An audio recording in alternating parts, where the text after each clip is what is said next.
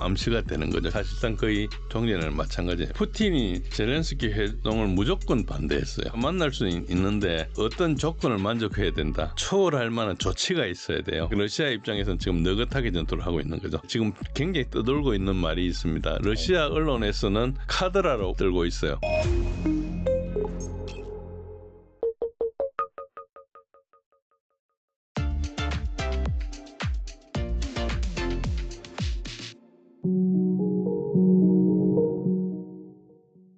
진재희 교수님 모셨습니다. 안녕하세요. 예, 안녕하십니까? 네, 교수님 모시고 여러분들이 또 관심 많아 하시는 이 지정학적인 또 전쟁 이슈에 대해서 살펴보도록 하겠습니다. 이 러우 전쟁 얘기 좀 해보겠는데 최근에 이 알래스카에서 이 미국과 러시아의 정상회담이 또 열렸었고 지금 방송하는 이 순간까지도 계속해서 속보하면서 뭐 휴전이라든지 이 종전 관련해서 뭐 조건들이 쏟아져 나오고 있습니다. 네. 이번에 이 미국과 러시아의 그 정상회담 어떻게 보셨는지 여기에서 내포하는 바는 무엇일까요? 예. 우선 이제 설명을 조금 예를 돕겠어 약간 설명을 추가하면은 휴전과 종전의 차이가 있습니다. 네. 우리가 뭐 휴전, 종전 잘 알지만 종전은 이제 평화협정을 통해서 끝나는 것이고요. 휴전은 잠시 멈추는 겁니다. 우리는 뭐 70몇 년간 멈췄지만 휴전 상태고요. 그렇죠. 아직 네. 평화협정을 맺지 않기 때문에 전쟁이 끝난 게 아닙니다. 그것은 북한도 우리를 통일하려 했었고 우리도 통일하려 했기 때문에 분단된 상태라도 나중에 통일을 못 받기 때문에 그런 거거든요. 그래서 휴전이 된 거고. 그리고 이제 우크라이나하고 EU하고 트럼프, 나토 이거 지속적으로 30일 휴전을 요구했어요. 그런데 푸틴은 계속 거부를 했죠. 그 이유가 뭔가 하니까 30일 휴전을 하면은 지금 전쟁에서 불리한 우크라이나가 그 사이에 인원 장비 물자를 보충한다. 나토가 갖다 줄 거다. 사격 중지를 하니까 거기에 대해서 사격도 못하고 하니까 30일 동안 충분히 다 무장을 할 수 있다. 그럼 우리가 지금 권투를 하다가 거의 KO 시키려고 하고 있는데 지금 다시 한 30분 쉬었다가 하자. 이거랑 마찬가지잖아요. 그러니까 이제 안 해준다는 그런 당연한 논리였고요. 그러니까 전황이 이제 유리한 러시아 입장에서는 이제 절대로 나중에 보강된 우크라이나군과 다시 싸워야 되니까 할 수 없는 거죠. 그리고 두 번째는 신뢰성의 문제가 있습니다. 우크라이나하고 민스크 1, 민스크 2 협정도 맺고 2022년 4월 달에 이스탄불에서 이스탄불 커뮤니케라는 것도 만들었는데 나중에 보리스 존슨이어서 방해하고 다시 전쟁을 했지 않습니까? 그러니까 우크라이나하고 뭘 하거나 서방과 뭘 하면은 약속을 지키지 않으니까 종이 쪼가리에 불과하다는 거예요. 그래서 그전에도 3일 휴전하기도 하고 뭐 이렇게 하루 휴전하기도 하고 근데 그 사이에 사격을 우크라이나가 계속 했거든요. 네. 그러니까 이제 못 믿는다는 거예요. 그러니까 안 하겠다는 것은 누가 뭐 러시아가 안 하겠다는데 이게 요구만 하는 거지 할 수도 없잖아요. 그래서 계속 흘러오고 있었죠. 그리고 이제 휴전을 하고 나면 그걸 감시를 해야 되기 때문에 뭐 중립국위원회라든지 그게 2,000km가 넘기 때문에 전선이 굉장히 복잡하거든요. 그래서 이제 이런 것도 난항이 있고 해가지고 그런 것보다 완전히 종전을 하자. 그래서 지금 여기서 종전을 해도 좋으니까 종전을 하자 이야기를 하는데 이제 종전을 안 하는 거예요. 종전을 안 하고 휴전만 하자는 거죠. 그러니까 저기는 전쟁을 계속 하겠는데 좀 쉬었다 하자는 거고 러시아는 전쟁을 끝내겠다. 이 주장이 계속된 거예요. 이게 계속된 거고. 그런데 이제 푸틴이 알래스카에 왜 정상회담을 수락했느냐. 그동안에 하나도 안 했는데 그때 이제 그 푸틴의 보좌관인 우샤코프가 뭐라 했는가 하니까 미국이 우리가 수락할 만한 제안을 했다는 거예요. 그러니까 뭔가 이게 휴전이 아닌 종전이라고 암시가 되는 거죠. 휴전하기 위해서 간 건 아니거든요. 종전에 가까운 걸 한다고 생각하고 간 거고 그리고 나중에 나온 이야기가 미국이 이제 무기 지원이나 우크라이나 지원을 안 하겠다는 의사를 통보했나 봐요. 그러면 이게 사실상 거의 종전이랑 마찬가지예요. 왜냐니까 나중에 유럽이 맡아야 되는데 유럽이 맡는 거하고 미국이 있는 거 완전히 다르거든요. 맞아요. 지금 미국이 훨씬 더 많이 지원하고 있잖아요. 그렇죠. 미국이 네네. 뭐 거의 정보나 뭐 온갖 거 다 지원하고 있죠. 외교까지 다 지원하고 있죠. 그런 상황입니다. 앞서 유럽 각국 정상들은 트럼프 대통령과의 화상회의에서 이번 회담이 아닌 후속 평화 협상에서는 우크라이나를 끼워달라 그렇게 요구를 했는데 트럼프도 그 가능성 열어뒀었죠. 그리고 이 최근에 보도된 거 보면은 이제 젤런스키가 이 협상을 하기 위해서 워싱턴에 왔다라는 그런 기사가 나오기도 했고 향후 후속 협상이 이 3자 형태로 진행될 수 있을까요? 저는 굉장히 부정적으로 봅니다. 푸틴이 젤렌스키 회동을 무조건 반대했어요. 그게 이제 그러니까 푸틴이 바뀌어야 되겠죠. 네. 이때까지 어떻게 했는가 하니까 젤렌스키가 만날 수 있는데 어떤 조건을 만족해야 된다. 그래서 젤렌스키가 여러 차례 지금 우크라이나하고 미국, 러시아하고 따로 이제 세 차례 만났는데 대부분 만나가 30분 하다가 끝났어요. 그냥 서로 주고받고 서로 간에 뭐 전혀 물러나지 않으니까. 그래서 이제 끝나버리고 뭐 그냥 포로나 교환하고 시체나 교환하고 그런 것만 했거든요. 그런데 젤렌스키 요구는 뭔가 하니까 1991년 영토를 완전히 복원해야 된다. 크림이건 지금 하고 이런 거 다 복원하고 러시아가 우크라이나한테 전쟁 배상금을 지급해야 된다는 거예요. 그러니까 자기가 성전국이에요. 승전국 입장에서 제안하는 거네요. 예, 진짜. 그런 거예요. 그러니까 이제 말이 안 되는 거죠. 그렇죠. 그래서 네. 그리고 두 번째는 젤렌스키가 지금 임기를 넘긴 대통령이거든요. 임기를 넘긴 대통령은 어떤 문제가 있는 거 하니까 이 사람이 무자격한데 나중에 서명을 해놓으면 후임이 와가지고 앞에 그 사람 무자격한 거니까 협상했던 게 무효가 될 수도 있네요. 무효가 네. 되는 거죠. 다시 해야 될 수도 예. 있고. 그래서 뭐 이야기는 할 수 있는데 서명은 못한다. 아. 그런데 이게 또 어떻게 되는 거니까 젤렌스키가 작년 5월 달에 임기를 넘겼는데 국회에서 지금 전쟁 중이니까 비상계엄을 통해서 그냥 임기를 연장한 거예요.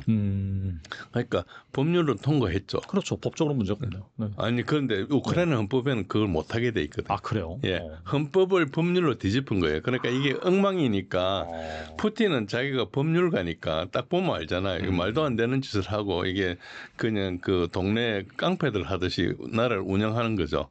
그러니까 그 전쟁이라도 선거하는 게 무슨 상관이 있어요. 뭐 러시아가 선거하는데 폭파하는 것도 아니고 선거를 하면 되는데 그러니까 이제 자기가 선거하면 떨어지니까 선거를 안 하는 거죠. 그러니까 이게 젤렌스키는 자기 정권하고 모든 게 달려 있는 거예요. 여기서. 그래서 양보를 못 하는 거죠. 그래서 뭐 어차피 나라가 어떻게든 자기가 죽을 판이니까 그래서 이제 안 하는 그런 거라 보고 그렇게 되죠. 그래서 이제 젤렌스키가 푸틴을 만나고자 하는 이유도 거기서 뭘 얻기 위해서가 아니고 자기의 그 정당성이나 자기가 푸틴보다 더 저거 하다는 것을 이제 소위 말해서 카메라 앞에 나타내기 위한 글로 정도밖에 보지 않는 거예요. 왜냐하면 가져오는 안이 없으니까 안 자체가 들을만 하면은 알래스카까지 가잖아요. 그러니까 이제 그런 게 하니까 이제 그래서 푸틴과 뭐 트럼프와 젤렌스키 회동이 이루어지려면은 그냥 부탁으로는 안 되고 초월할 만한 조치가 있어야 돼요. 대표적으로 서명을 하는 그런 회동이 되면은 네, 젤렌스키가 온다면 그건 젤렌스키는 아무 도장이 소용이 없으니까 미국이 보증해주면은 가는 거죠. 예를 들어서 내가 신용이 없어도 누가 보증을 써주면 대출을 받듯이 그렇죠. 네. 그런 식으로 하는 거죠. 그러니까 젤렌스키는 전혀 쓸모가 없는 거예요. 우크라이나 국민의 대표자도 아니에요. 사실 자기네들끼리 하고 있는데 계엄이고 하니까 누가 안 따지니까 있는 거지. 그런 상황이 있고 토의의 대상도 안 되고 그러니까 평화안을 안 내놓고 계속 91년도 하고 배상금 내라 그러니까 그렇고 푸틴을 전쟁 범죄자라고만 이야기하고 있어요. 그리고 이제 자체적으로는 토론 대표자나 대표자의 자격이 없기 때문에 아까 말씀드린 대로 타국의 보증이 필요한 상태고 지금은 젤렌스키는 무가치한 상태로 보는 거예요. 거기 보는 의견에 대해서 트럼프가 아니라고 그러면 끼울 수 있잖아요. 트럼프가 공감을 하기 때문에 이렇게 하고 있거든요. 2월 달에도 트럼프가 젤렌스키는 독재자라 그랬어요. 독재자라는 뜻은 민주적인 정부에서 민주적인 선거로 당선된 사람이 아니라는 뜻이에요. 그러니까 임기를 넘기고 자기 권력을 가지고 있으니까. 우리가 알고 있었던 이제 민주주의 국가인 우크라이나를 독재 국가인 러시아가 치다 이 내러티브가 다 거짓말인 거죠. 젤렌스키가 독재다니까. 그리고 자격도 없는 사람 대통령 하면서 다니면서 연극만 하는 거니까 이렇게 이제 보는 거죠. 그렇다면은 이 워싱턴에 젤런스키가 온 거는 뭐 소위 말하는 그냥 액션일 가능성이 있다. 전혀 뭐 우크라이나한테 유리하게 협상이 진행될 가능성 없다 이렇게 봐야 되나요? 지금은 이제 어쨌든 푸틴하고 트럼프 간의 어떤 잠재적인 상태의 계약 조건을 이야기한 상태니까 이걸 이제 어차피 트럼프는 나는 손 떼겠다. 이 외경이니까 영토를 내준다거나 세부 조건으로 가면 우크라이나가 끼어들어야 될 상황이잖아요. 그러니까 이제 그걸 들어주고 이야기를 해주고 이제 하는 거고 이 사람들은 EU나 젤렌스키는 와가지고 미국을 설득해서 계속 전쟁을 하자고 이야기를 할 거예요. 그래서 이제 트럼프가 노 하면은 이제 그러면은 EU하고 우크라이나가 러시아하고 전쟁을 하거나 아니면은 협상으로 종전을 하거나 둘 중에 하나 선택을 해야 되죠. 그래서 오늘 현지 시간으로 오늘이죠. 우리 시간으로는 내일 새벽쯤 될 건데 워싱턴에 가서 뭔가 이루어지면은 지금 둘 중에 하나 전쟁을 계속할 것인지 협상을 할 것인지의 결판이 분명히 나겠죠. 제가 볼 때는 그냥 전쟁을 아직까지는 계속할 것 같아요. 왜냐하면 준비가 안 돼 있거든요.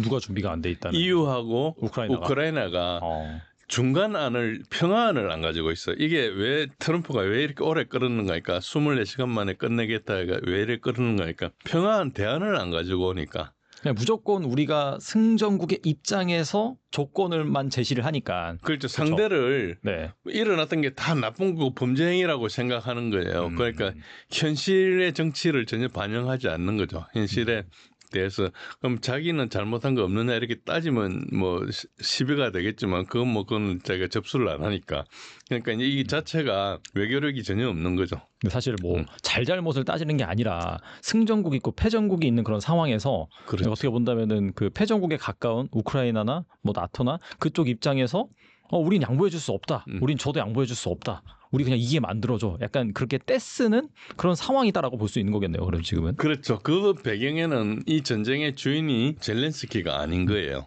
주인은 유럽에 있는 마스터들이 주인인 거예요. 그러니까 전쟁을 자기가 돈도 없고 뭐 인력도 없고 없잖아요. 지금 뭐 엄청나게 많이 죽었고 도망갔거든요. 그런 상태에서 이제 전쟁을 계속한다. 국민을 생각하면 도저히 할 수 없는 이야기예요.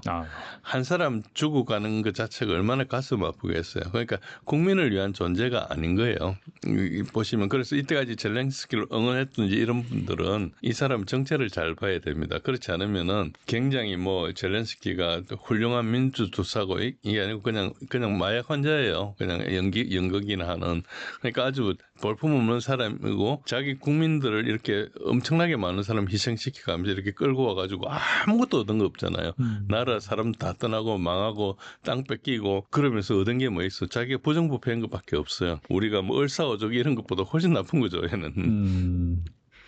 그리고 휴전에 대한 협상 논의가 지속되는 와중에서도 러시아와 우크라이나 간 공습은 계속해서 이어지고 있는 것으로 파악이 되고 있는데 우크라이나가 러시아의 정유시설에 드론 공습을 가하는가 하면은 러시아 역시 최근 우크라이나 키이우로 공습해서 민간인 수십 명의 사상자를 또 냈습니다.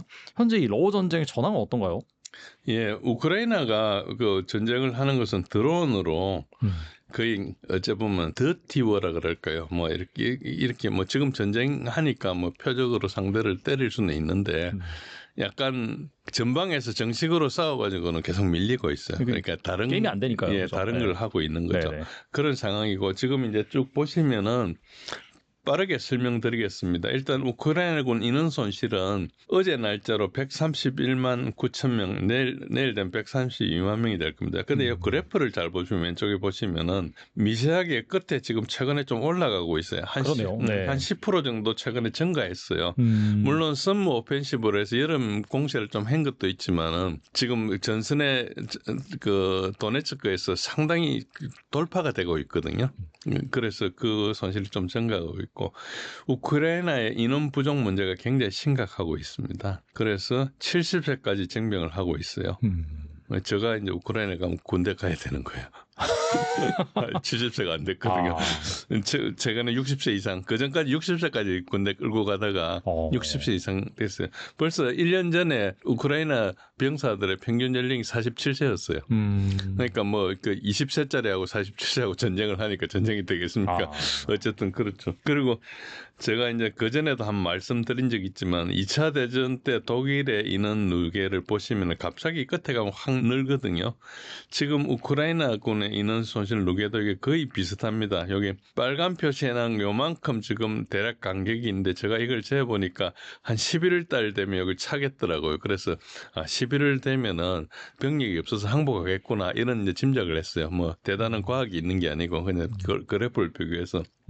그래서 뭐 계속 수혜를 하면 2026년, 27년도 전쟁이 가능하겠지만 현실적으로 불가능하다. 그러니까 이렇게 많이 손실이 일어나면 불가능하다고. 이 손실보다 훨씬 많다고 사람들이 추정하고 있어요. 그래서 우크라이나는 지금 전쟁할 수 없는 상태, 억지로 전쟁을 하고 있는 거라 이렇게 보시면 됩니다. 그렇고 이제 러우 전중에 지금 전반적으로 다 뚫리고 있는데 특히 도네츠크가 지금 그 관심사입니다. 굉장히 많이 뚫리고 있는데 요 그래프를 보시면은 이 그래프가 이제 포크롭스크 그리고 콘스탄티노카 크라마토스크, 슬로비안스크를 요게 제가 동그라미로 그려놨습니다. 포크롭스크가 파란색이고 콘스탄티노프카가 보라색이고 그 다음에 크라마토스크가 초록색, 그 다음에 슬로비안스크인데 이게 지금 포크롭스크와 콘스탄티노프카 사이에 러시아군이 쭉 돌파를 해버렸어요. 그러다 보니까 양쪽이 포위망 비슷하게 생겼는데 이제 더 급한 게 남쪽에 있는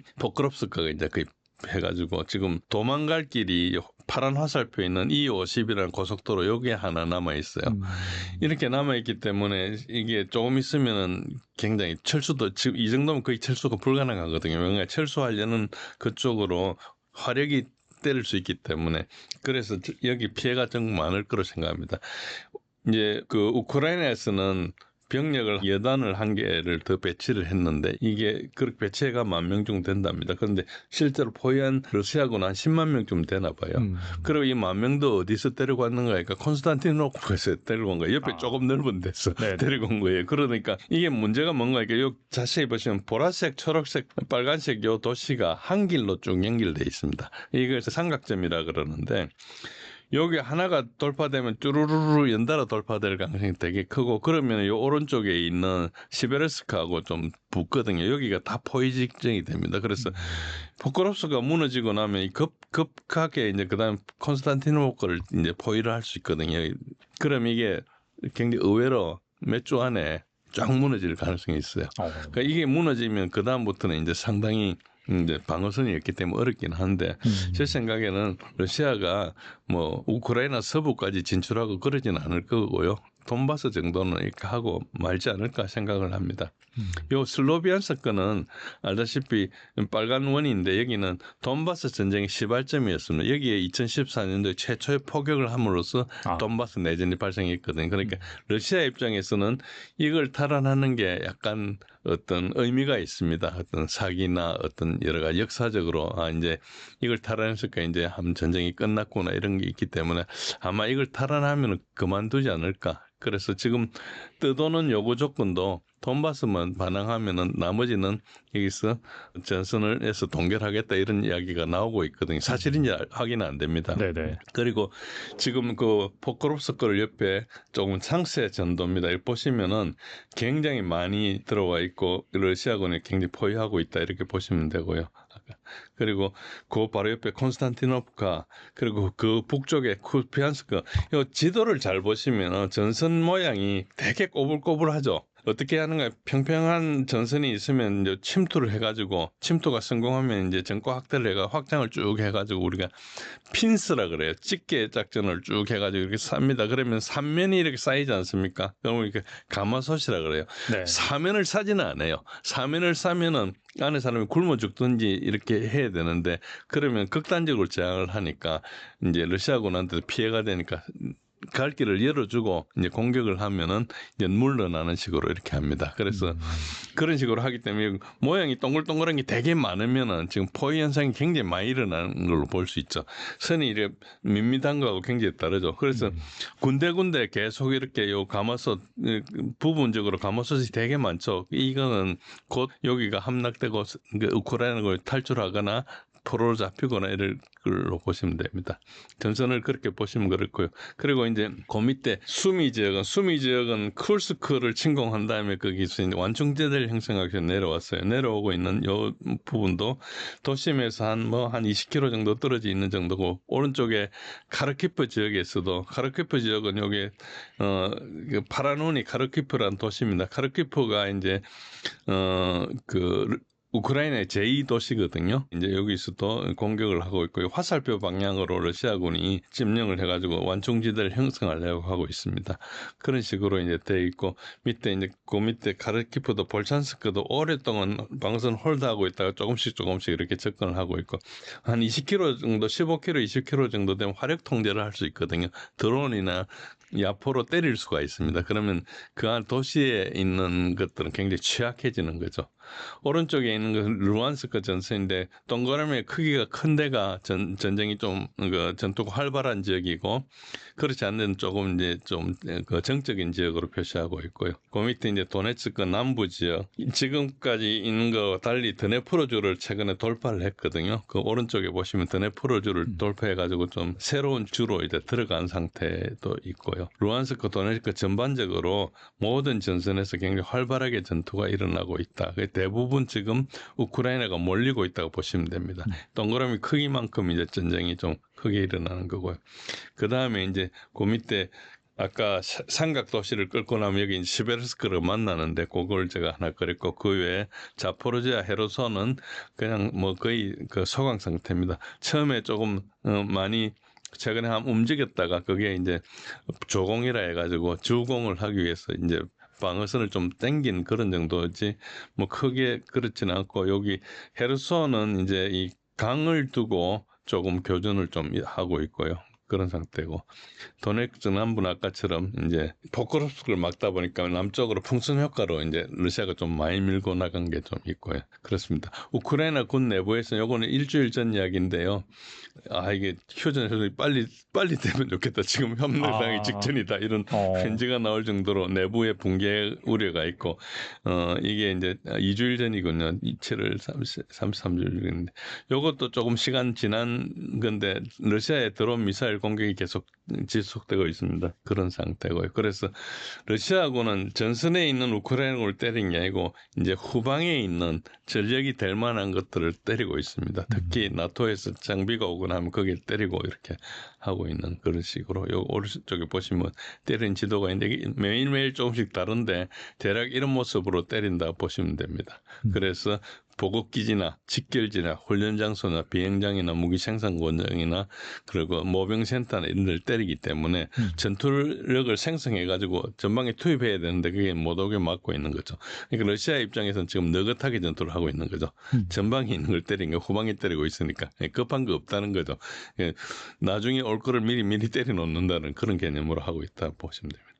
한편 우크라이나는 지금 전쟁 피로감이 확산되어 있습니다. 왼쪽에 보시면은 초록색 그래프가 계속 전쟁을 하겠다는 것이고, 그 지금 현재는 24%입니다. 초전에는 70%를 넘었었는데, 지금 이제 협상하자, 종전을 하자, 땅을 내주고라도 하자는 게 지금 69% 정도로 와 있습니다. 그래서 우크라이나 국민들은 전쟁에 지친 상태고 지금 전쟁을 수행할 능력이 없는 상태죠. 그런데도 이제 계속 이거를 끌고 나가고 있다는 그런 시죠. 그래서 지금은 의미 없는 전투만 하고 있고, 이 전투하는 것보다 머리를 비상하게 굴려서 좋은 협상안을 가지고 얼마든지 끌 수 있거든요. 그러니까 러시아도 전쟁을 계속하고 싶지 않기 때문에 희생을 받아낼 수 있는데 국가적 차원에서 이야기하지 않고 자기의 어떤 개인적인 차원, 그리고 이제 우크라이나가 어떻게 되든 상관없는 영국이나 이제 독일이나 이쪽의 사람들, 그러니까 이번 이걸 계기로 군수 산업을 일으켜야 되겠다는 이런 사람들이 이제 끌고 나가는 거죠. 그래서 국민들만 희생되는 그런 걸로 있습니다. 그리고 아까 요 사항은 지금 확정은 안 되는데 지금 굉장히 떠돌고 있는 말이 있습니다. 러시아 언론에서는 카드라로 들고 있어요. 그러니까 영국에서 먼저 이제 이런 보도가 나왔고 그거를 인용해가지고 했다 이런 정도만 나오고 있는데 어쨌든 푸틴이 뭐 트럼프한테 했다는 식으로 전달되고 있는데 도네츠크하고 루안스크 돈바스 영토는 다 물러나라. 우크라이나가 다 물러나고 나머지 전선은 그 자리에서 멈추겠다. 그러면 자포로지아하고 헤르손에도 러시아가 자기 영토라고 헌법에 적시해가지고 이렇게 해놓은 수복해야 될 자기들 입장에 수복해야 될 영토들이 있는데 그건 포기하고 돈바스만 주면은 끝내겠다.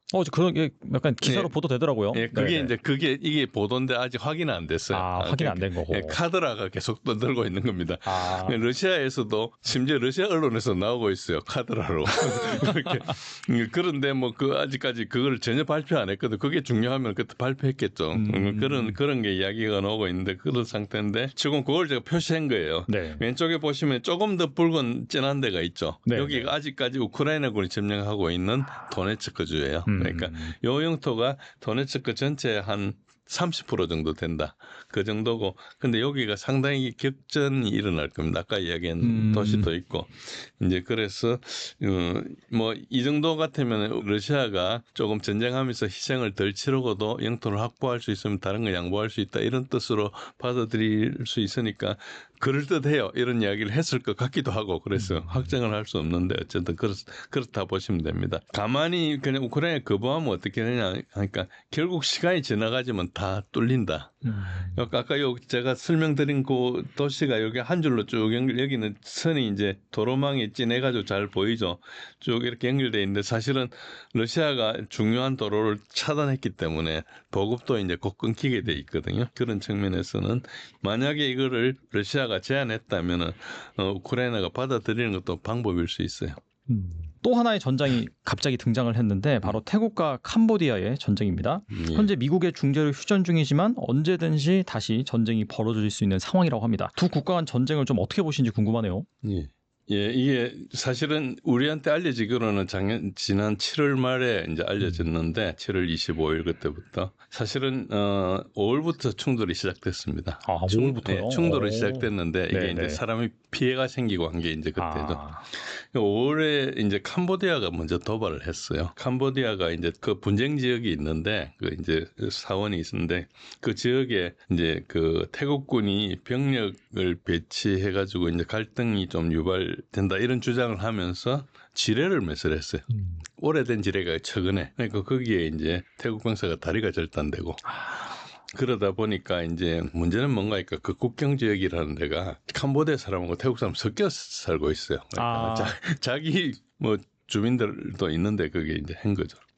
그러니까 태국은 대응을 해야 되니까 F-16을 가지고 대응을 했고 그리고 드론을 가지고 했는데 이제 F-16에는 우리나라에서 가져간 그 무장을 가지고 했죠. 그래서 이제 캄보디아의 주거 지역이 이제 좀 발사를 했어요. 그런데 그것은 엄밀하게 보면 태국이 약간 정당방위에 해당되거든요. 그래서 그거 자체는 문제가 안 되는데 아까 말씀하신 대로 미국이 뭐 중재를 했다고 뭐 주장을 하는데 미국이 아니고 말레이시아가 중재를 했습니다. 그 말레이시아가 중재하고 왜 미국이 중재가 안 되는 거니까 그 배경에 미국이 조장한 게 있거든요. 약간 대리전 성격이죠. 현재 휴전 상태고 이게 아세안이라는 틀 안에서 이걸 이제 하고 있어요. 그래서 말레이시아가 그 안에서 약간 어른 노릇을 조금 한 거죠. 양측 이제 군사 이동을 제한하기로 하고 그래가 일단 봉합을 해놨는데 지금도 간혹 뭐 이렇게 도발한다는 이야기가 들리는데 큰 건 아니고 가끔 이렇게 그런 정도로 있고요. 예, 그런 상태입니다. 그 분쟁 자체는 그렇고요.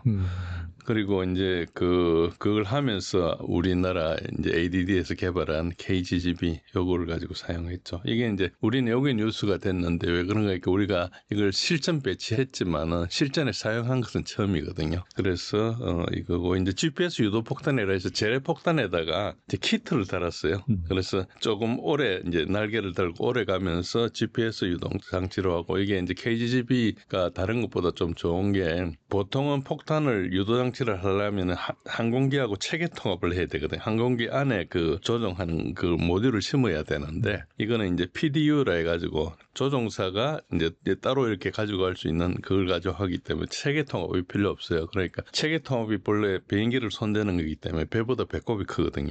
예, 그 체계 통합 웬만하면 막 몇천만 원씩 하고 이래요. 그 비행기 한 뭐 200~300대 하는데. 그런데 그런 비용은 안 든 대신에 다만 이제 조종사가 자기 계기판에 있는 그거 말고 별도로 하나를 들고 그걸 가지고 해야 되지 않습니까? 약간 그래서 산만할 수가 있죠. 그거 조종할 때 뭐 그런 단점이 있는데 뭐 비용 싸고 하는 걸로 보면 되게 좋은 거죠. 그런 것이 있고 여기에 이제 기본적으로 죄담이라는 폭탄이 이제 그야말로 이제 그거고요. 이게 이제 98년도에 미국에서 이제 보잉사에서 만든 건데 이 멍텅구리 폭탄은 이제 스마트 폭탄으로 만든 거고 이제 이번에 러우전에서는 그 UMPK라는 이 키트를 붙인 이제 파브 500에서 3000까지 3000은 3000톤짜리 폭탄이에요. 그러니까 엄청난 폭탄을 이걸 가지고 써서 이걸로 우크라이나에 피해를 많이 주고 있죠. 예, 그거랑 같은 종류입니다. 그런데 우리는 500파운드니까 227kg거든요. 네. 그러니까 이거 뭐 크게 이제 위력은 뭐 그렇게 3000파운드처럼 큰 건 아닌데 그래도 뭐 웬만한 표적은 다 제압을 할 수 있죠. 그렇다면 그 캄보디아가 좀 확실히 태국과의 이번 전쟁에서 많은 피해를 봤다라고 볼 수 있을까요? 어떻게 보세요? 예, 피해는 봤죠. 그런데 뭐 그 전쟁 규모가 대단히 나지 않았기 때문에 물론 40명인가 몇십 명인지 저기 기억이 안 나는데 그 양쪽에 하고 뭐 부상도 뭐 거의 1,000명 가까이 당하고 했는 민가하고 살고 거기는 뭐 거의 숲 속에 사람들 이렇게 지내고 살잖아요. 그러니까 뭐 그 보호가 잘 안 되니까 주거 형태가 우리처럼 강화 콘크리트나 이런 것도 아니고 철근 콘크리트 집에 사는 것도 아니까 그런 피해는 있었는데 뭐 그거 뭐 거의 캄보디아가 태국한테는 군사력으로 게임이 안 되거든요. 그렇죠. 그러니까 뭐 그 해봐야 그냥 한번 자기가 어떤 행동을 하는 정도지 실제로 의미 있게 할 수는 없습니다. 아무튼 간에 이 태국과 캄보디아의 전쟁이 미국과 중국의 대리전 성격을 갖는다. 그런 해석도 있는 것 같은데 여기에 대해서 말씀해 주신다면요? 예, 그거는 뭐 누가 그렇게 보셨는지 모르지만 굉장히 정확하게 보신 거고요. 이것을 이제 저는 이제 그 우리 탤런트 투자 그 시청자분들한테 이제 러우전을 이야기하면서 러시아가 이제 미국이 러시아를 어떻게 공격하냐 이런 설명을 여러 번 드렸는데 그랑 유사합니다. 일단은 여기 같은 편이 누군지 이걸 먼저 알아야 되는데요. 그러니까 미국이 태국과 중국을 압박하기 위한 이걸 수단으로 삼고 있습니다. 그래서 태국은 정권이 그 권력을 가진 층이 한 두세 개 그룹으로 나눠 있어요. 군대가 있고 왕실이 있고 그리고 일반 정치인들이 있어요. 정치인들이 뭘 잘못하면 군대가 쿠데타를 일으키면은 그 쿠데타 결과를 국왕이 승인해줘요. 이게 되게 그러니까 신기한 시스템이네요. 신기한 시스템이죠. 그러니까 국왕이 굉장히 존경을 받아요. 이게 약간 종교적인 성격도 좀 있고 종교는 아닌데 어쨌든 그러니까 상징적인 존재로 봐야 되나 아니면 그 이상이라고 상징적인 존재지만은 이제 예를 들어서 쿠데타를 하고 나면은 쿠데타를 일으킨 사람이 내가 왕이 되는 게 아프리카 스타일이잖아요. 뭐 자기가 대통령을 한다든지 그래서 뭐 여러 뭐 상사 출신들 대통령도 많죠. 아프리카 가면은. 그런데 여기는 쿠데타를 한다고 해서 군이 정권을 잡는 게 아니고 쿠데타를 해서 왕이 잘했다고 승인을 하면은 정치를 좀 바꿔요. 다른 사람이 정치를 하거나 뭐 이렇게 해가지고 일단 지금 다른 쿠데타하고 상당히 다르죠. 그러니까 왕이 그렇게 두세 개라 그러는 것이 군하고 왕이 같은 편은 아니고 이제 나라가 시끄러워서 쿠데타를 해가지고 정권을 저거 하고 나면 이제 왕이 승인하는 그런 시스템입니다. 여튼 그렇게 보시는 게 좀 비슷하고요. 그러다 보니까 이제 정치하는 직업 정치인들이 하나의 어째 보면은 군한테 견제를 받아요. 약간 건강할 수도 있죠. 어째 보면은 어째 보면 그러니까 태국의 쿠데타가 뭐 40몇 번, 50몇 번 엄청나게 많이 자주 일어나고 그러니까 그게 그냥 약간 견제하는 역할 이런 정도로 한다고 보면 되고요. 그래 이제 진짜 그 권력은 군대하고 왕실인데 뭐 군대에도 그 왕족 계통이 좀 있겠죠. 뭐 우리 잘은 모르지만은. 그러니까 거기를 이제 우리가 보면 어째 보면 딥스테이트라 그러니까 오랫동안 이렇게 권력을 가지고 있는 거고. 근데 정부가 있고 그러니까 정부는 이제 선출직 정치인이 하는데 특히 지금은 이제 한 20년 전부터 탁신 친나왓이라는 이제 총리가 2001년부터 총리가 됐으니까 거의 25년 됐네요. 그 사람이 한 6년 권력을 잡고 있다가 그 다음에 자기 딸이 또 지금 총리를 하고 있어요. 그 전에 여동생도 총리를 한 적이 있고요. 그리고 이 탁신이라는 사람은 또 뭔가 뭐 부패나 이런 나쁜 짓을 해가 또 쫓겨나기도 하고 뭐 그랬어요. 쫓겨나면서 어디로 갔는가 하니까 캄보디아로 간 거예요. 캄보디아에 그 훈센 총리가 있는데 훈센은 옛날에 khmer rouge 시절에서부터 이렇게 뭐 어떻게 겪어가지고 온 사람이니까 어쨌든 보면 khmer rouge랑 거의 비슷한 맥락인데 어쨌든 거기서 이제 훈센하고 있는데 그 다음에 이제 야당 비슷하게 하는 이제 타나톤 장룽 그루앙킷이라는 젊은 사람이 있는데 이 사람하고 탁신하고는 이제 굿캅 배드캅 뭐 비판을 하지만 사실 같은 동속 이런 식으로 돼 있습니다. 요 지금 이야기한 정치권하고 캄보디아하고가 다 친미 세력이에요. 그래서 이제 캄보디아 경제는 미국에 완전히 예속돼 있어요. 캄보디아 수출의 35%가 미국으로 가거든요. 그리고 캄보디아 화폐가 미국 달러예요, 사실상. 그러니까 이제 거의 이제 그렇죠. 그런데 처음에 2025년 5월에 처음 이제 분쟁이 생겼을 때 당시에 총리였던 파퉁탄 친나왓이 지금도 총리예요. 자격 정지가 돼 있지만은 이 총리가 이제 훈센 총리한테 전화를 해가지고 옛날에 도피해가 갔을 때 거기 있었으니까 삼촌이라 불러요. 그 훈센 총리. 훈센 총리한테 전화를 해가지고 그 분쟁이 생기는데 군에서 이렇게 한 거라고. 그렇게 이야기를 한 거예요. 그걸 군을 비판한 거예요. 자기 남은 나라 총리한테. 아이고. 삼청 관계니까 그게 이제 전화 통화가 누설됐죠. 그래가 국민들한테 공분을 사고 그래가지고 그 이제 총리 뭐가 정지가 돼서 우리가 좀 탄핵 비슷한 그런 절차를 밟은 거죠.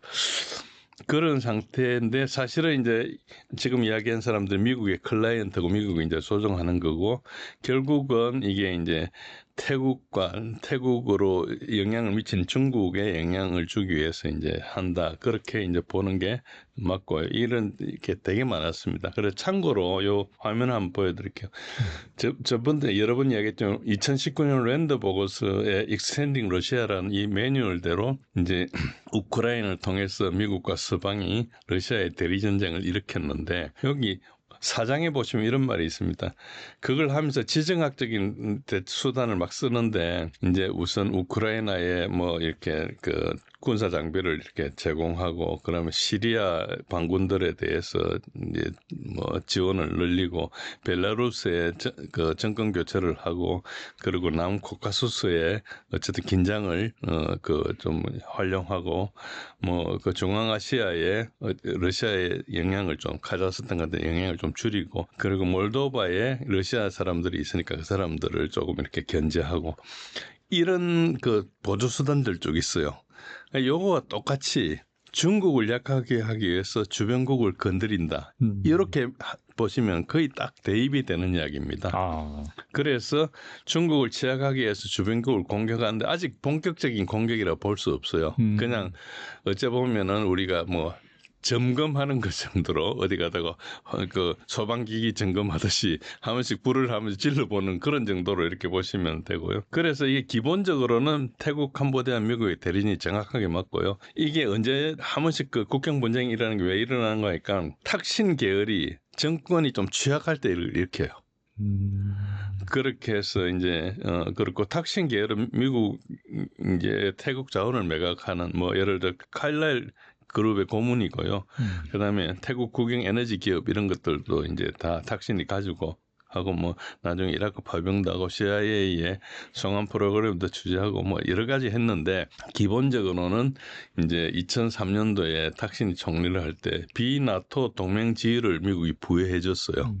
그런데 2006년도에 쿠데타 일어나가지고 축출이 돼버렸어요. 그래가지고 도망가가 영국에 있기도 하고 뭐 태국의 그 무선 통신 회사를 다 자기가 가지고 있기도 하고 뭐 이런 가쁘기도 하고 그렇거든요.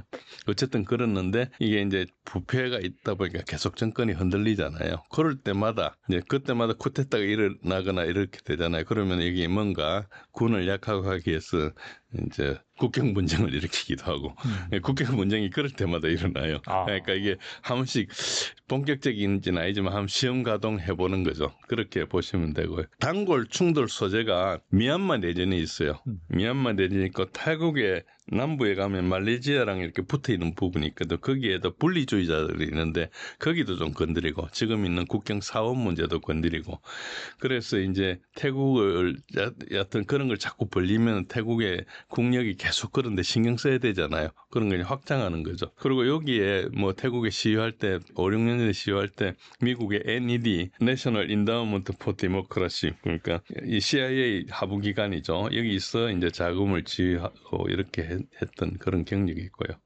그렇습니다. 그래서 여기 보시면은 지금 이게 동남아 충돌점이라고 제가 왼쪽에는 미얀마입니다. 미얀마의 지금 내전 지도를 그려놨는데 너무 복잡하니까 설명을 생략하고요.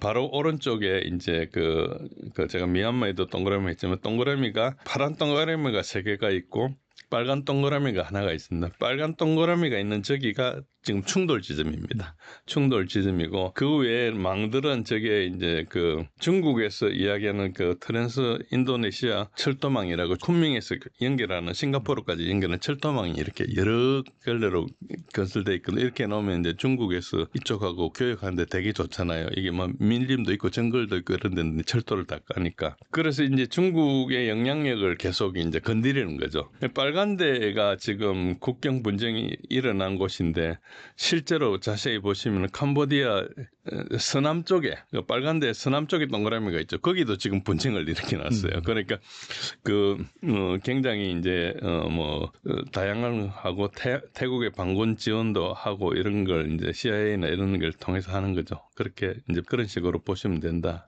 싶습니다. 말씀 들어보니까 이 미중 간의 대리전 성격을 갖고 있다는데 사실 이 부분은 약간 좀 잘못된 부분이고 미국이 결과적으로 이 중국의 힘을 약화시키기 위한 약간 동남아에서의 분쟁이 계속해서 일어날 수밖에 없는데 그 중에 하나가 이제 태국과 캄보디아였다 이렇게 정리하는 게 맞다고 보신 거죠? 그렇습니다. 그래서 이제 특히 유럽 평원에서 시작해서 한반도까지 이 유라시아 대륙에 거의 배 들어가는 곳에는 다 분쟁을 일으켜놨어요. 영국이 시작했고 미국이 프랑스가 도와주기도 하고 그걸 같이 경쟁하기도 하고 하면서 그러니까 영국이나 미국은 해양 세력이거든요. 해양 세력이 이 대륙에 진출을 하려면은 모두가 잘 지내면 들어갈 데가 없잖아요. 그래 분쟁을 일으켜 놓으면 그 분쟁을 이용해서 서로 간에 결속력이 약했을 때 거기 한쪽에 편을 들어가 돈을 대줘가지고 항구 조차권을 얻는다든지 뭐 여러 가지 뭐를 할 수 있는 거죠. 그런 식으로 이제 보시면 된다. 그래서 지정학을 보실 때 누군가는 그걸 일으키는 쪽이 있다. 우리나라 같이야 제국주의적인 사고 방식이 아니니까 우리 먹고 살기 바쁘니까 그렇죠. 그런 걸 전혀 생각하지 않지만은 세계를 지배하려는 사람들은 어쨌든 이제 그런 걸 하고 있다. 이렇게 보시면 됩니다. 그 얘기인즉슨 앞으로도 이 동남아에서 분쟁이 일어날 가능성이 좀 있다. 그렇게 봐야겠네요. 동남아도 있고 한국도 그것 중에 하나입니다. 한국도 매듭을 풀지 못하게 꼬여 있잖아요. 거기에는 강대국들이 행사하는 거죠. 어떤 사람들은 한국이 통일이 되지 않기를 바라는 세력들이 분명히 있는 거죠. 거기 어떻게 하는지는 우리가 조사를 해봐야 되지만 어쨌든 지정학적으로 그렇습니다. 그리고 최근 우크라이나에서 대규모 반정부 시위가 열리는 등 젤런스키 대통령이 정치적 위기를 맞고 있습니다. 네. 이 젤런스키 정부의 부패 혐의가 불거진 모습인데 어떤 상황인가요? 예, 이건 약간 관제 비슷한 건데요. 관제까지는 아니고요. 그 7월 중순에 젤렌스키가 엄청나게 좋은 상태에 있었어요. 유럽 지도자들한테 우크라이나 재건회의 가가지고 기립박수도 받고 뭐 여러 가지 이제 독일에서 패트리어트도 지원하겠다 그러고 그래서 이제 젤렌스키가 자기를 위해서 싸우는 사람을 대고 이렇게 이제 입지가 강화돼가지고 이걸 가지고 국내에서도 권력을 공고히 할 수 있는 기회였거든요.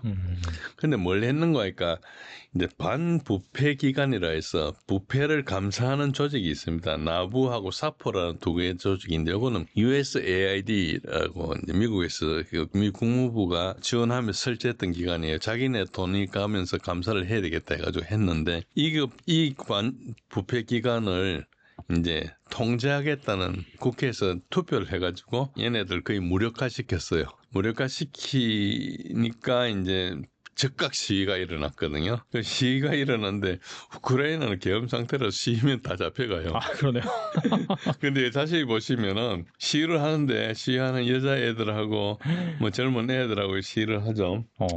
여기 제가 지금 18세 안 넘으면 군대 끌려갈 거예요. 네. 뭐 어쨌든 제가 잘 모르겠습니다. 그래서 이게 시위가 누가 했는 거니까 네오나치 집단 내에서 정적들이 이제 내부 반발을 했는데 시위대가 일반 시민은 아니고요. 이제 우크라이나의 젤렌스키 전임 대통령이 포로셴코인데 포로셴코나 조지 소로스가 운영하는 오픈 소사이어티 파운데이션이나 이런 데가 주도를 해가 시위를 한 거예요. 그래가지고 젤렌스키의 맞서는 우크라이나 내 올리가 그러니까 과점 자본들의 연합이 이제 정치 카르텔이죠. 거기서 이제 했는데 결국 젤렌스키가 후퇴해가지고 이걸 다시 복원하는 법률에 서명을 했어요.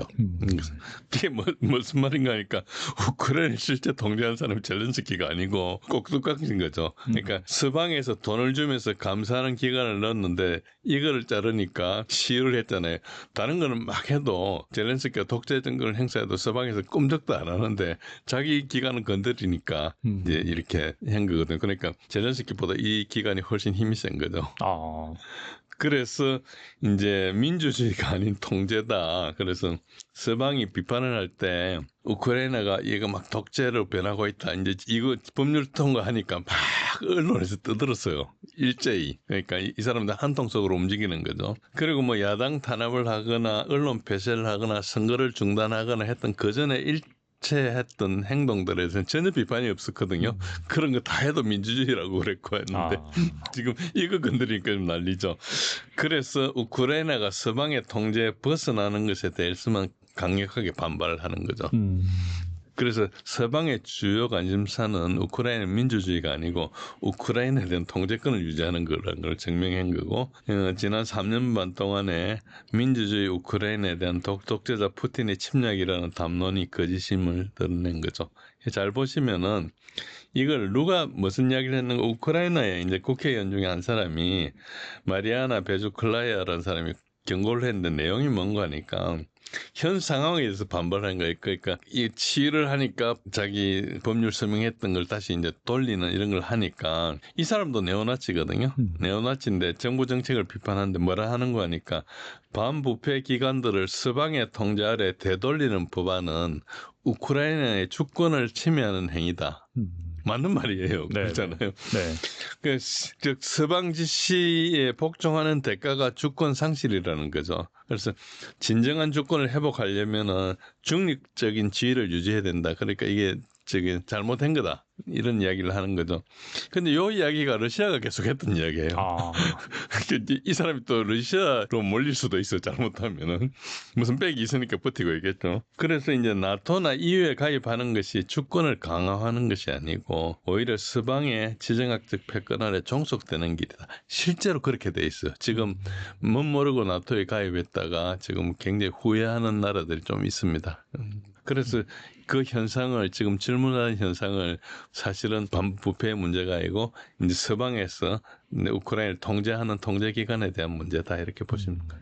그리고 이 러시아가 우크라이나 전쟁 비용을 충당하는 핵심 수입원인 석유와 가스 수입이 7월 한 달간 전년 동기 대비 27%나 감소했다라고 합니다.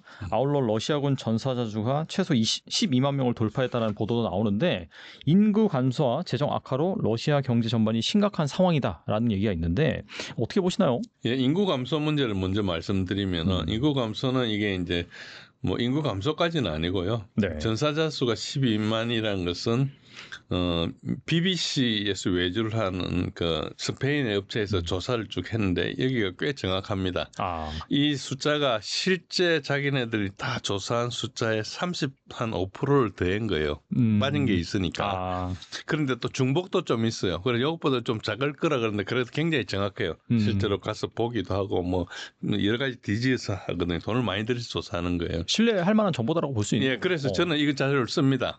이 자료를 3년 반치를 다 모아놓으면 기간별로 추세도 있게 해가지고 그걸 가지고 우크라이나 군이 어떻게 변했다 추정도 하고 합니다. 그래서 러시아군의 사망이지만 우크라이나 군하고 매치형 시기 보면은 이제 일치성을 좀 알 수 있거든요. 네네. 뭐 엄청나게 통계적으로 유의한 것은 아니지만 어느 트렌드는 좀 나옵니다. 그런 게 있어서 12만 명 돌파했다는 것은 거의 사실로 보이고요. 그리고 러시아는 여기에 보통 여기에다가 한 5배의 부상자를 더합니다. 그렇죠. 네네. 그 부상자를 5배를 더하면은 60만 명이 이제 손실이 부상을 입었다 볼 수 있죠. 네. 그런데 그 부상자 중에서 돌아올 수 있는 부상자들이 있어요. 그러니까 의료시설 좋거나 상황이 좋으면은 대부분 사람들이 돌아옵니다. 그래서 한 80% 정도 돌아와요, 최대. 그러니까 지금 뭐 다리가 절단됐든지 해가지고 전쟁에 참여 못하는 사람은 12만 명 정도가 있는 걸로 보면 되죠. 그리고 나머지는 뭐 가벼운 부상이나 해가지고 뭐 다리 좀 부러졌다가 붙인 다음에 돌아왔다든지 이런 식으로 복귀한 사람들이거나 뭐 제대한 사람들, 이런 사람들은 이제 뭐 계속 순환을 도니까 그런 식으로 해서 손실을 추정할 수 있죠. 그 손실은 다시 전선에 복구 못하는 걸 손실이라고 그러거든요. 탈영을 하거나 실종이 되거나 포로로 잡히거나 뭐 이런 것도 다 손실로 하죠. 그래서 이 수치는 꽤 신뢰할 만하다. 그리고 두 번째로 이제 경제 문제는 지금 7월 달뿐만 아니고 6월 달도 감소를 했어요. 유가 하락이 크고요. 그다음에 루블화가 너무나 강세한 것도 큽니다. 루블화를 강세다 보니까 이제 전반적으로 수입은 루블화로 치지 않습니까? 그렇죠. 그러니까 이제 그런 게 좀 있고요. 그래서 이제 우리가 따질 때 18차 제재 패키지가 좀 영향이 있었을 거다. 6, 7월에 좀 이렇게 했었으니까 그런 이야기도 있는데, 그러나 전체 세수에서 에너지 수입을 차지하는 것은 25% 미만입니다. 한 17%, 18%, 20 몇 프로 이렇게 해마다 다른데 그래서 뭐 이렇게 27% 감소했다고 27% 감소되는 게 아니고 재정에는 27%의 4분의 1 그러면 한 7%, 8% 이렇게 감소한 거죠. 그것도 큰 겁니다. 그것도 크지만은 어쨌든 기본적으로 연간 최대 187억 불까지 재정 빵꾸가 날 거라고 보는 겁니다. 그리고 러시아는 그러나 작년부터 너무나 경제가 과열돼 이제 시키고 있었거든요. 그리고 이자율도 좀 내리는데 지금 인플레가 좀 들어가지고 이자율을 올렸다가 이자율이 조금씩 떨어지고 있습니다. 그래도 살인적인 이자율인데 그래도 20 몇 프로에다가 지금 18%로 떨어지고 있거든요. 어쨌든 러시아는 경제가 조금 이제 위축되는 걸 바라지 않지만은 너무 과일 성장은 바라지 않다 그래서 그렇게 가고 있고 오른쪽에 보시면은 1분기까지는 보시라도 이제 많이 줄어들었죠.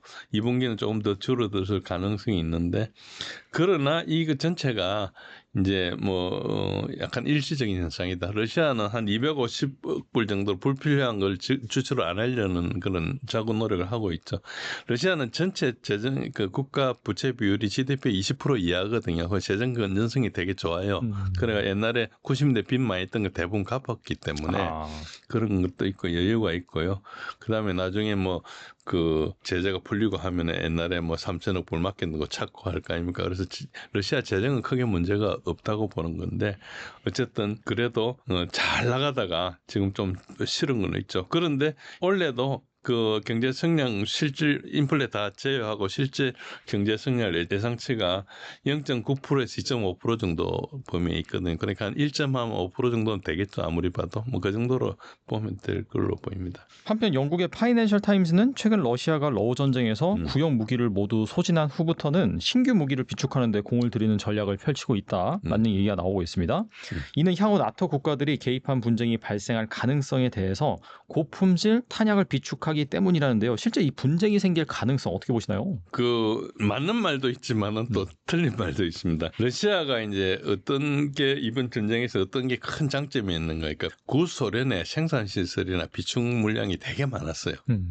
그래서 생산 설비와 비축량이 그대로 있는데 나토나 유럽이나 다른 나라들은 미국도 그 설비를 많이 줄여버렸죠. 그러니까 이제 이게 생산이 제대로 안 되는 거죠. 그런데 그런 차이가 있는데 전통적으로 러시아 경제를 보면은 이제 군사과학 기술이 많이 발전해 있고 그리고 방산업체들이 사실상 국유화가 돼 있습니다. 그러니까 서방의 업체들은 그걸 수익을 남기가 주식에 서로 이렇게 하는데 반해서 여기는 약간 국가에서 보존해주고 하는 거고 그리고 러시아 경제가 서방 경제에 비해서 특히 소비재 계통이 되게 약하거든요. 예를 들어 자동차 같은 것도 우리나라가 들어가지 않습니까? 공산품이 별로 없죠. 네, 그게 약한 대신에 이제 이런 관련된 우주라든지 과학기술 이건 되게 발달해 있어요. 그렇죠. 그러니까 우수한 인재들 그쪽으로 가는 거죠. 이쪽에는 가봐야 외국 회사에서 뭐 이런 거 하니까 대략 이제 그 인재도 그렇고 경제가 대략 국가 운영하는 쪽으로 발달해 있다. 소련의 어떤 영향을 계속 받아가지고 이렇게 보시는 게 좀 맞고요. 그러니까 이제 그 전쟁을 하면서 비축량은 당연히 소모를 했겠죠. 그 소모를 하면서 이제 그거를 뭐 소모될 걸 예상했으니까 생산했을 거 아닙니까? 그러니까 산업 생산 능력을 극대화하기 위해서 국방장관을 이번 벨루소프 국방장관을 작년에 교체를 할 때 경제 전문가를 앉혔어요. 이 사람 경제 전문가예요. 그러니까 이게 그전에 쇼이구는 굉장히 임기응변적으로 문제가 발생했을 때 잘 대처하고 했기는 했는데 장기적으로 가야 된다. 나토하고 붙을지도 모르니까. 그래서 이제 장기적으로 하기 위해서는 이걸 막 필요하다고 막 짓다 보면 경제성이 없이 막 할 수가 있으니까 그렇죠. 계획적으로 잘 이렇게 규모의 경제가 있게 해라 해가 경제 전문가를 장관을 시켰거든요. 그게 이미 대비했다고 볼 수 있는 거죠. 그리고 어떤 우방이 러시아는 부족해요. 그러니까 거의 자기밖에 없거든요. 벨라루스가 있는데 작은 나라니까. 결국은 러우전을 시작할 때 나토하고 붙는 걸 생각했겠죠. 나중에 안 되면 나토가 쳐들어올지 모른다. 우리가 우크라이나 하다가 너무 약해지면은 그 약점을 보고 나토가 핑계 잡아 들어올지 모른다는 위기감을 가지고 했을 거예요. 그거 없이 하진 않았을 거거든요. 그러니까 이런 걸 다 미리 계산했다고 볼 수 있고요. 그리고 소모전을 택한 것도 손실을 줄이기 위해서 소모전을 택한 거예요.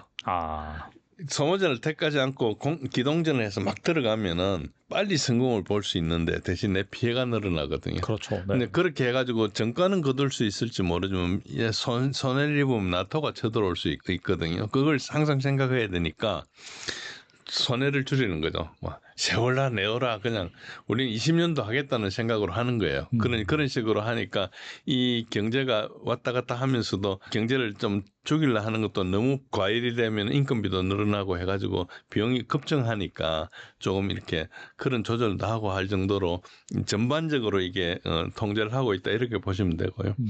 우크라이나군은 4차례에 걸쳐서 제가 그 아까 말씀드린 그 10여만 명 그 데이터를 잘 분석을 해보니까 그때 우크라이나군하고 이제 손실하고 비교해 보니까 한 4차례에 걸쳐서 우크라이나군이 거의 전멸을 했어요.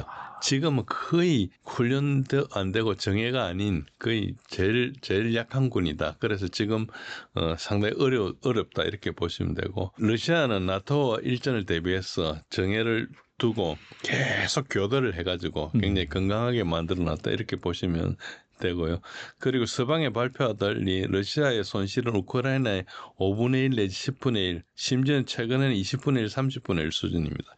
거의 안 죽어요. 최근에 그 아까 말씀하신 그 자료를 봐도 최근에는 거의 손실이 없습니다. 한편 이 러우 전쟁과 이 미국의 마가 정책이 독일의 재무장 가능성이 좀 촉진시키고 있다? 그런 또 분석이 있습니다. 과연 이 독일이 재무장한다면 어떤 결과를 초래할까요? 예, 독일의 재무장 이미 결정됐습니다. 결정돼가지고 독일은 2가지 방향으로 재무장을 합니다. 하나는 독일 자체를 무장하는 거예요. 독일 돈을 가지고 하는 거죠. 그거는 메르트 신임 독일 총통이라 그러죠. 그 사람들은 챈슬러라 그러는데 이 사람이 이제 추진을 하는 거고. 그다음에 2번째는 EU의 재무장을 추진하고 있는데 이게 우르줄라 폰데라이엔이라는 그러니까 독일 산부인과 출신 독일 국방부 장관도 했던 사람인데 이 사람이 EU 집행위원장이에요. 그래서 EU 무장을 독일이 주도하고 있어요. 그래서 EU 예산을 늘려가지고 하자 뭐 이런 여러 가지 하면서 그 안에 방산업체를 키우고 하는 것들 독일이 사실상 독점하고 있어요. 그래서 폴란드나 이런 데 되게 불만이 많죠. 하청이나 받아야 해야 되니까 자기들도 방산을 키우고 싶은데 어쨌든 그런 걸 통해서 독일이 지금 유럽 전체 재무장을 주도하고 있어요. 그건 분명합니다. 그런데 이제 경제가 침체돼 있는 데다가 러우전을 해가지고 필요도 한 데다가 국민들이 나토하고 EU에 대한 저항이 되게 증가하고 있거든요. 독일도 지금 이 메르츠 총리가 지난번 선거에서는 26%인가 연정을 얻었는데 그때 이제 AfD 독일 대한당이 20%를 얻었어요. 그런 2등이었죠. 2등인데도 이제 전혀 정치에 참여 못했거든요. 왕따를 시켜가지고. 근데 지금은 AfD가 1등이에요. 지지율이. 그 정도로 이제 전쟁에 휘말려 들어가지 말자 하는데 AfD를 나치라고 낙인을 찍어가지고 그 연장을 못하게 해놨거든요. 그런데 사람들이 아는 거죠. 이게 나치가 아니고 지금 우리가 전쟁에 휘말리 들지 않아야 되겠다 이런 주권을 주장하는 건데 어쨌든 그래가지고 각국이 정치 지형이 다 우파로 정권 교체 중에 있어요. 맞아요. 네. 예, 그렇게 돼 있어가지고 그걸 이제 글로벌리스트들이 정치공학을 가지고 좌파들이 작게 이렇게 지금 약간 해놨지만 이게 얼마나 버틸 수 있을지는 몰라요. 그러다 보니까 계속 탄압도 하고 어떤 나라들 선거 결과를 계속 뒤집어 버려가지고 어떤 후보가 못 나오게 하고 이런 무리한 짓을 해가지고 국민들 반발을 사는데 국민들 조직을 하는 데는 별다른 또 능력이 있어야 되잖아요. 그게 이제 아직까지는 안 되고 있는데 그런 상황이고 그러나 지금 이래도 독일의 재무장 정책은 안 바뀔 걸로 봅니다. 그 이유가 뭔가요? 우선 독일이 러시아하고 교류 단절을 해가지고 에너지가 너무 고비용이 돼버렸어요. 그러면 독일의 그 중화학공업이 에너지를 기반으로 하는데 너무나 고비용이 되니까 경쟁력이 없잖아요. 그러니까 결국은 산업 경쟁이 약화돼가지고 공장들 뜯어가 미국이나 중국으로 옮기고 있거든요.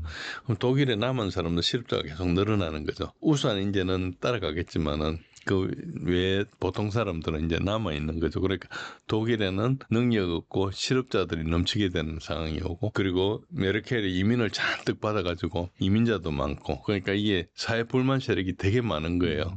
그런 상황에다가 에너지 자체가 대체 에너지 뭐 탈원전 녹색당이 이렇게 막 연정하면서 하다가 보니까 원전이 하나도 없거든요. 그러니까 이게 에너지 이 위기를 그대로 직격탄을 맞는 거예요.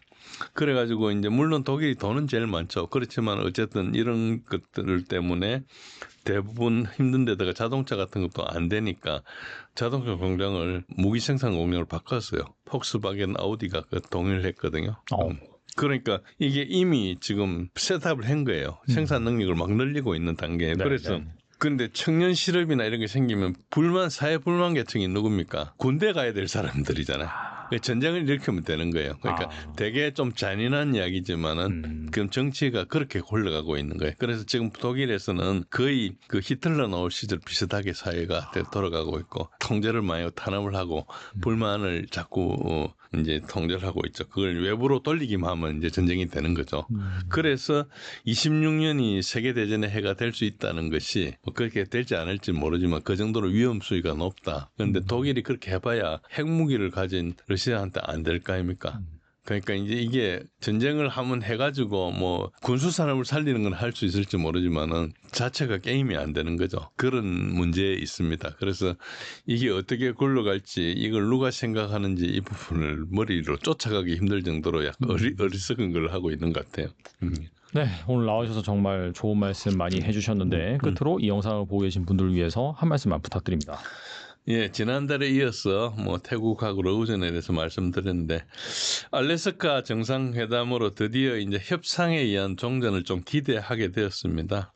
어쨌든 미국이 러시아의 요구를 들어준 모양새이기는 하지만은 우크라이나 유럽의 결정이 남아 있고 또 엄밀히 보면 이게 미국이 러시아가 군비 경쟁에서 패배가 사실상 항복선언이나 마찬가지입니다. 그런데 외교적으로 잘 포장을 해가지고 마치 지금 전쟁을 하고 있는 러시아가 미국하고가 뭐 약간 새로운 장을 여는 것처럼 하고 있는데 그 정도로 이제 러시아가 나이스하게 하고 있다 이런 식이고요.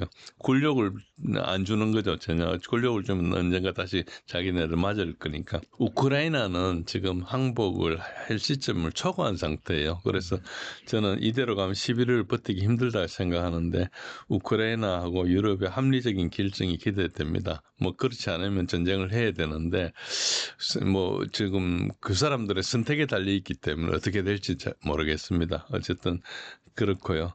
뭐 이런 것들 포함해서 제가 다 못 드린 말씀은 제가 운영하는 블로그 진지엘의 군사력 이해하기에 가끔 글을 쓰고 하니까 오셔서 보시고 같이 논의하고 소통하면은 조금 이해하는 데 도움이 되지 않을까 생각합니다. 들어주셔서 감사합니다.